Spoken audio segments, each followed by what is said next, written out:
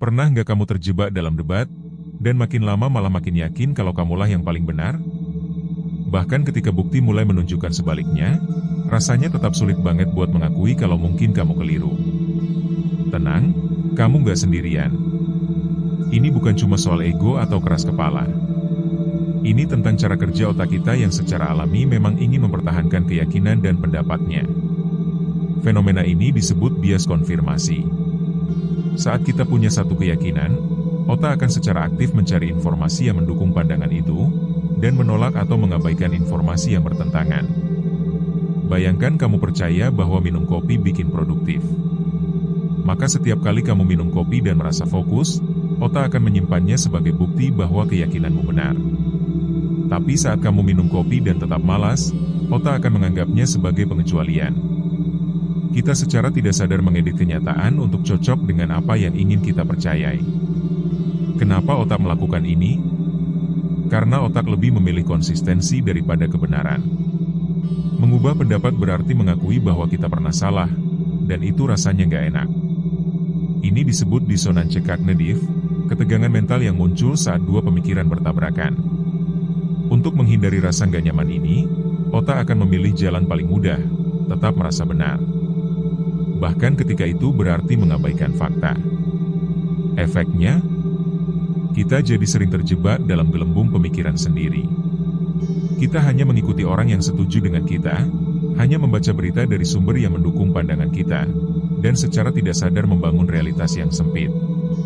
Ini yang membuat kita makin sulit untuk berkembang, karena kita tidak terbuka terhadap kemungkinan bahwa ada cara pandang lain yang juga valid, atau bahkan lebih benar.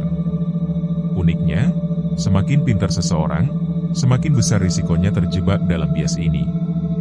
Karena orang cerdas lebih jago dalam rasionalisasi pandangannya, mereka bisa membangun argumen kompleks yang terlihat masuk akal, padahal dasarnya tetap bias.